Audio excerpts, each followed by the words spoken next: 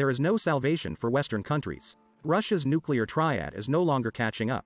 But first I would like to tell you about the Russian field, which opposes the sword of King Arthur. Since the makers of the famous Excalibur smart projectiles whine about massive misses due to our representative system. The photo shows a Bay 777 howitzer firing an Excalibur high-precision active jet projectile. Until a couple years ago, 92 out of 100 such projectiles hit the target without a chance. Now that benign statistic has been greatly downplayed. Our Russian field is nothing but trouble for a foreign product. This is, of course, about the famous Excalibur M982 precision projectile, named after the legendary sword of King Arthur, which gave the owner mystical powers and all sorts of supernatural skills. This well-publicized artillery masterpiece from the two weapon giants has long since earned its place atop the most technologically advanced designs for conservative barrel artillery. They even came up with a special definition for it, an intelligent shot. Flies such a smart thing, made on the aerodynamic scheme of the duck and controlled complexly by laser beam and GPS at a range of up to 60 kilometers, and now even further. And in doing so, the manufacturers say, with a 92% probability of hitting a circle with a diameter of 4 meters. Given its main caliber, 155 millimeters, there is absolutely nothing to catch, as you realize, in this circle, and a decent distance from it. Except for the numerous pieces of shrapnel. The thing is very accurate and dangerous, and hardly anyone would say it's a bad weapon. But volley fire with such projectiles is akin to throwing dollars directly into the sky. For example, in 2007, the Americans bombed everything that could move with them.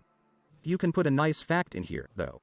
The score in the Lancet vs. Bow 777 Special Olympics the other day was 150-0 in favor of the Lancet. Excalibur was put into service in the new century, in the mid-noughties, a couple of decades after our homegrown Krasnopoli. But it had time to take in all the innovations associated with the emergence of navigation satellite systems and other fashionable technological things. What is perhaps most surprising is that it was originally made by the Swedes. They have a very original defense complex, but it is so original that it is mostly only for internal needs. And here the gunsmiths of the ancient Bofors company suddenly took and produced a powerful hit, on which the American military-industrial giants rushed like sterlets. And now you can only learn about his Swedish roots from reference books. And Excalibur took a long time to get here. It was developed in 1995, and at the end of the Iraq War it was finally given to American artillerymen to try out. And those in general were very satisfied with it, although they shot only scattered groups of insurgents, which by 2007, after the defeat of the all-Iraqi anti-American uprising, there were only a handful. But also exploits against partisans in flip-flops gave the projectile, deserved, though a little overloaded with merit publicity. He was quoted by individual amateurs somewhere on the level of a movie fictionalized Death Star. And in the first big war, where Excalibur found himself a year and a half ago, things turned out very differently, of course. Even though he made a mess of things there, too, much to our dismay. Such a shell costs over $100,000 at today's price. Wasteful for a major war. But there are times when you don't have to. And it was around the beginning of 2023 that fans of calculating the percentage of M982 Excalibur peg hits suddenly started having noticeable problems. The percentage of accurate hits has slipped from 92 to 50%, and at times even lower. At first, forums of all sorts of NATO retirees wrote about it, genuinely not understanding what suddenly happened to their favorite toy. Then representatives of manufacturing firms became concerned about this fact. Now it's made it to the mainstream press. One of the flagships of American, journalism, Forbes magazine for the rich. Here's what the head of the Military Engineering Department and adjutant professor at the U.S. Military Academy West Point, Vikram Mittal, wrote there just the day before, quote, "We need to state a simple thing that the Russian Polis-21 rep complex jams the GPS signals needed for the Excalibur projectiles fired. This causes the projectiles to deviate from their intended course and miss their target." End of stats. A word to say, Forbes, as just such a magazine, where they will write good things about our technology, if through gritted teeth, it is only because of the most extreme necessity. And by Pole 21, the not very picky star-spangled theorist meant the dear-to-our-heart system of Field 21, which, despite the fact that it costs not much more than one box of such Excaliburs, as much as possible reliably protects our guys from these clever NATO munitions. This is what the kit of our humble Pole 21 looks like. By the way, it is rumored to already have a decent demand in Asian countries. Pole 21 is a Russian electronic warfare system designed to suppress GPS signal. Developed at the Moscow Scientific and Technical Center for Radio Electronic Warfare in 2010. Adopted into service in 2015. In addition to GPS, as capable of jamming signals from any other known navigation system. It is based on the chassis of Kamaz truck. It is now in mass production. Now let's move on to Russia's nuclear triad, which is no longer catching up. The other day at a meeting of the Russian Defense Ministry colleagues, Defense Minister Sergei Shoigu said mundanely that the share of modern ships in Russia's strategic nuclear forces has reached 100%. In addition, he specified that 3 newest nuclear-powered submarine cruisers of the Borei project had recently joined the Navy. State tests of the strategic missile submarine, Emperor Alexander III, are being finalized. Are destined for the Pacific Fleet. In addition, this year our submarine forces will be replenished with modern multi-purpose submarines with caliber missile systems, which have already proven their effectiveness and non-interceptability in the framework of the strategic defense forces. At this point, Upper Lars witnesses and Lavender Rafa 7th Adventists are bound to reflexively jump up and wail. You and your nuclear batons again. We are disliked by some in the world because of this. Better give that money to grandmothers who can't buy buckwheat. To that we'll answer, just a second, we haven't said it. We'll get back to the grandmothers a little later. So, to our nuclear and non-nuclear batons. The number of long-range precision weapons carriers in the Russian Navy will exceed 40 by the end of the year.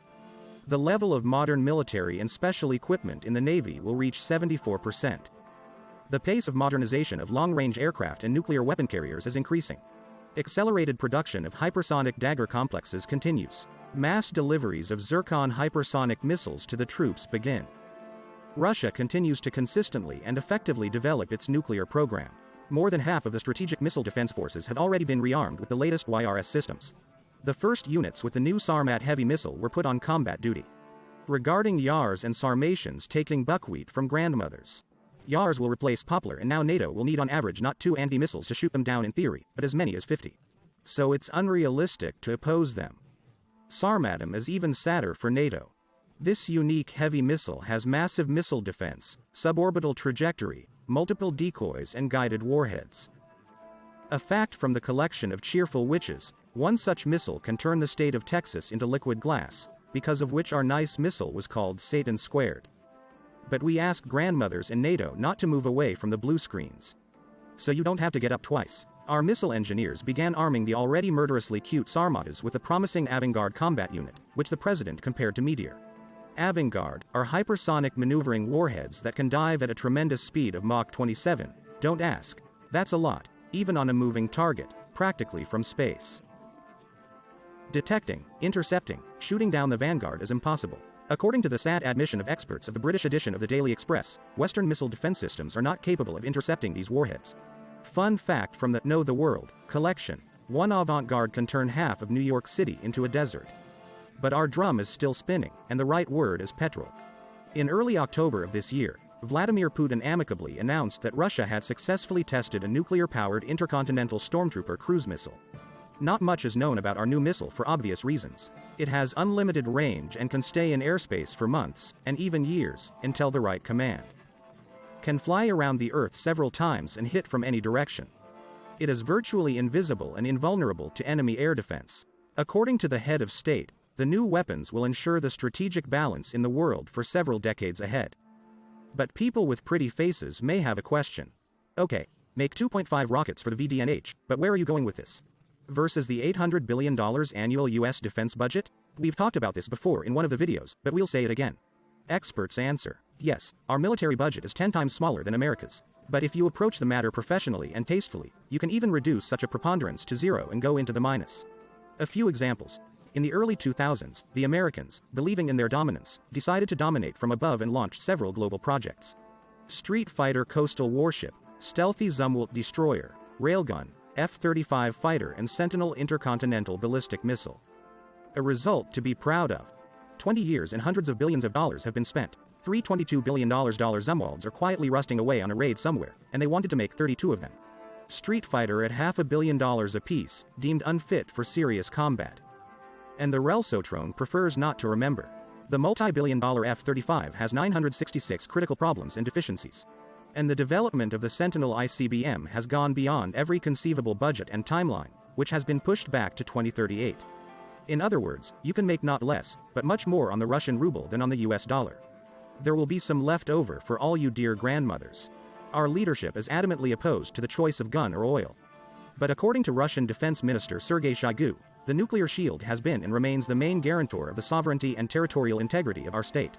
And if there is a shield, there will be butter and buckwheat and a smile on Grandma's face.